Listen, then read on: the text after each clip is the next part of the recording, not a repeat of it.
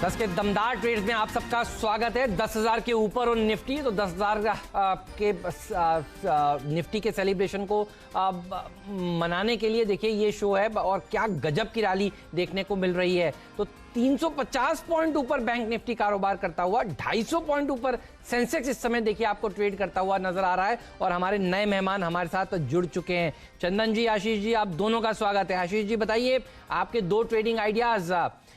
चंदन जी और राहुल जी, माफ कीजिएगा, हमारे साथ है। राहुल जी बताइए आपके दो ट्रेडिंग आइडियाज 10 के दमदार ट्रेड्स में। आज हमने देखा मेटल्स में काफी अच्छा रुझान है। सुबह सुबह टाटा स्टील में बहुत अच्छा पैटर्न ब्रेकआउट है। ये स्टॉक ने काफी कंसोलिडेशन के बाद में अच्छा मूव निकाला है। हाई बीटा स्टॉक है और मेटल्स पूरा सेक्टर आई थिंक कहीं ना कहीं चहक रहा है। तो मुझे लगता है टाटा स्टील यहाँ पर बाय करके चल सकते हैं।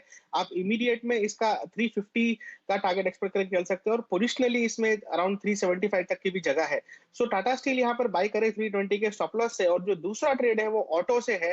हीरो मोटो कॉर्प यहाँ पर काफी बढ़िया लग रहा है, आप इसे बाय करके चल सकते हैं 2280 के स्टॉप लॉस से। और मुझे लगता है कि आने वाले 4-5 सेशंस में आप इसमें 2450 तक का टारगेट एक्सपेक्ट करके चल सकते हैं। सो दोनों बाय है। निफ्टी में भी पॉजिटिव ध्यान है। आई थिंक मार्केट अच्छा रहना चाहिए।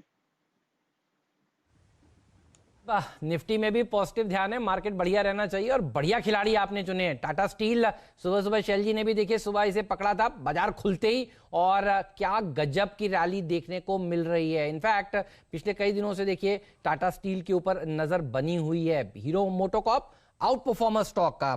चलिए चंदन जी के पास चलते हैं। चंदन जी बताइए आपके दो ट्रेडिंग आइडियाज। जी नमस्कार। देखें, पहले ट्रेडिंग आइडियाज की बात करें तो ट्रेडिंग आइडिया सीमेंट्स पे रहेगा। देखिए इस काउंटर में लगभग आज 7-8% का ओपन इंटरेस्ट एडिशन हुआ है और वीकली और डेली चार्ट में एक मेजर ब्रेकआउट इस काउंटर में देखने को बना है। काउंटर लगातार पिछले 4 दिन से कंसोलिडेट हो रहा था, उस कंसोलिडेशन का ब्रेकआउट आज देखा और एक आज परफेक्ट बुलिश कैंडल ये बना रहा है। तो ओपन इंटरेस्ट एडिशन के साथ में जो बुलिश कैंडल है वो इंडिकेट कर रहा है कि अपमूव बनना चाहिए। और इनफैक्ट यहाँ पे मैं वीकली चार्ट देखूंगा तो वीकली चार्ट में एक फॉलिंग सप्लाई ट्रेंड लाइन है, वो ब्रेक हो रही है और मैकेनिकल इंडिकेटर्स वीकली और डेली दोनों में बाय दे रहे हैं। इसके लिए सीमेंट्स पहला ट्रेड होगा जहां पे अग्रेसिव खरीदारी की सलाह रहेगी।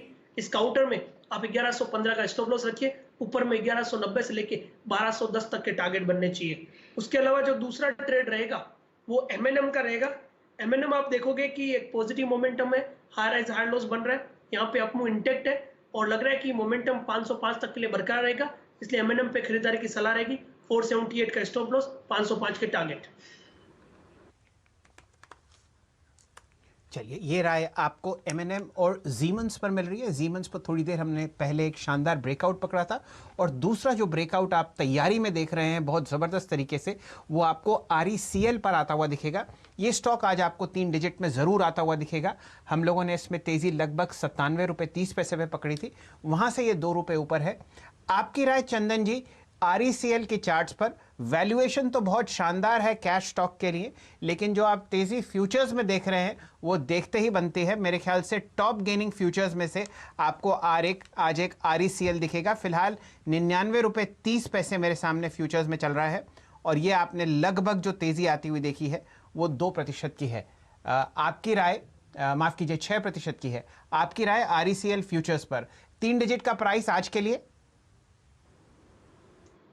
जी हाँ, आरईसी लिमिटेड की बात करें तो इस काउंटर में आज पॉजिटिव मोमेंटम है और 50 दिन का मूविंग एवरेज डिसाइसिवली पार कर रहा है। वीकली चार्ट में यहाँ पे कहीं ना कहीं मल्टीपल बॉटम्स बने, 10-12% ओपन इंटरेस्ट के साथ काउंटर बॉटम बन रहा है और दोनों ही काउंटर, चाहे आप आरईसी की बात करें या फिर पीएफसी की बात करें, अपमूव है। बट कंपेरेटिवली आरईसी उन दोनों में बेहतर लग रहा है। तो यहाँ पे आरईसी लिमिटेड में खरीदारी की सलाह रहेगी।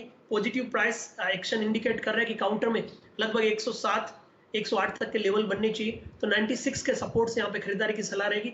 107-108 तक के अपसाइड के टारगेट यहाँ पे हासिल हो जाएंगे। चलिए, ये राय आपको आरईसीएल फ्यूचर्स पर मिल रही है। सुबह से हम लोग एक स्टॉक ट्रैक कर रहे हैं एनआईटी टेक। उसका अगर आप ब्रेकआउट देखें तो देखते ही बनता है चार्ट्स पर। यहाँ पर बेहतरीन आपको तेजी आती हुई दिखेगी। स्टॉक ऑलरेडी आपके सामने 1505 के आसपास ट्रेड करता हुआ दिख रहा है।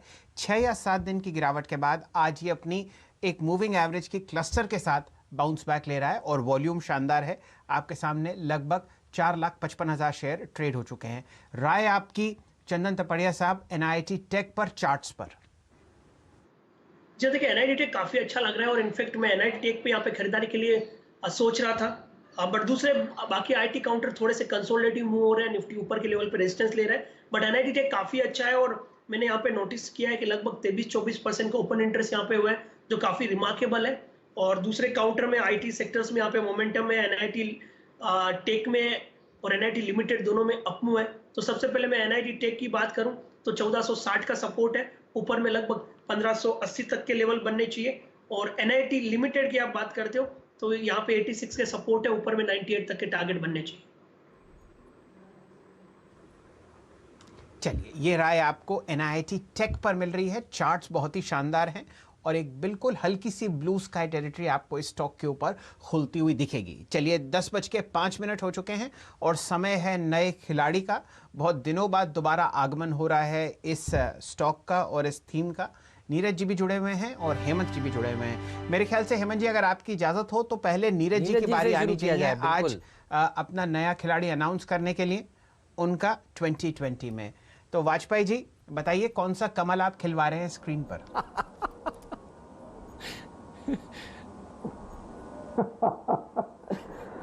देखिए, आज एक अपने पूर्वी भारत की एक कंपनी है, सरकारी कंपनी है, हालांकि बामर लॉरी की बात मैं कर रहा हूँ, मैंने इसको चुना है। बामर लॉरी को चुनने के पीछे कि आज एक्चुअली चुनने में बहुत दिक्कत हो रही थी। जितने ये सर्किट फिल्टर बदले ना, उसकी वजह से सारे स्टॉक जो है 10-15% ऊपर है, तो ढूंढना बड़ा मुश्किल हो रहा था। लेकिन ये स्टॉक मैंने देखा कि अभी चलना नहीं हुआ, शुरू हुआ एकदम, इसको पकड़ लेना चाहिए। बामर लॉरी को हमने इसलिए चुना क्योंकि जिस सेगमेंट में ये काम करते हैं वहाँ पे बहुत इनको फ़ायदा होने वाला है। तकरीबन 6 सेगमेंट में इनका कामकाज है और उसमें बड़े डाइवर्सिफाइड है। इसमें एक तो लॉजिस्टिक्स का बड़ा काम है इनका, जो पोर्ट से लेकर के टूर एंड ट्रेवल तक का है। दूसरा लुब्रिकेंट का बिजनेस है और लेदर केमिकल का बिजनेस है। ये काफ़ी बड़ा इनका कामकाज है, जिससे इनको काफ़ी रेवेन्यू आते हैं। और तीसरा जो इनका एक बड़ा काम है वो जो है, दुनिया भर में जो लुब्रिकेंट है इसको ये एक सेविसॉल ब्रांड नेम से बेचते हैं, जो कि इनका एक बड़ा सेगमेंट है। और ड्रम बनाते हैं स्टील के, ये एक इनका तीसरा चौथा बिजनेस है। टोटल 6 बिजनेस यूनिट में काम करते हैं। और मुझे इसलिए भी इसको कंपनी को चुनने में अच्छा लगा क्योंकि इनके जो डेट्स वगैरह हैं बिल्कुल जीरो हैं और 1700-1800 करोड़ की सेल्स करते हैं और करीब 250 करोड़ का ये प्रॉफिट कमाते हैं हर साल। और इस मरीगिरी परिस्थिति में जब पिछला साल बहुत अच्छा नहीं गया कंपनियों के लिए, तब भी ये इस चीज़ को हासिल करने में सफल रहे। और इस साल भी उम्मीद है कि जब अपना ये वित्त वर्ष पूरा क्लोज करेंगे तो करीब 1700-1800 करोड़ के रेवेन्यू से जनरेट करने में सफल रहेंगे।